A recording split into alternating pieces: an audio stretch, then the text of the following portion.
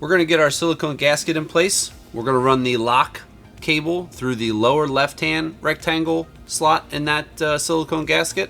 We're going to run our reader cable through the top central part of the gasket, rectangle slot up there. If you had your door position sensor, it would also go through the same hole. And we want to make sure that the black and yellow wires on the reader cable are to our left for proper installation into the board.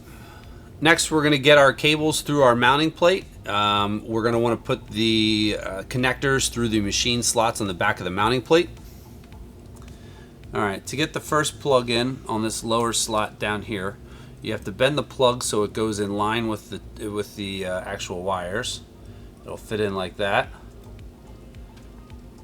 Once you fish that through, you're going to keep it on the outside of the red and black power wires and plug this one in a while.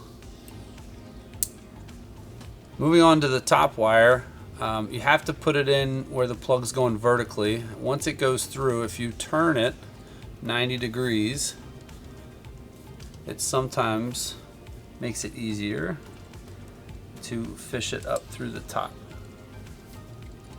Once you get it at that angle, you can grab the cable itself, get a little further. There you go.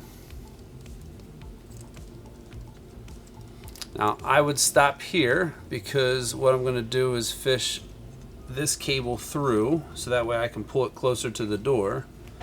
Now I will get my top plug, pull the excess wire through so I can plug this into place.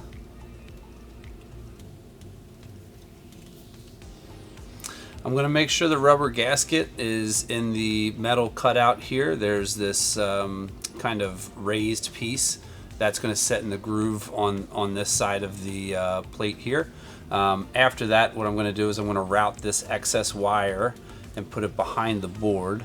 This will give me room when I go to put on the cover plate.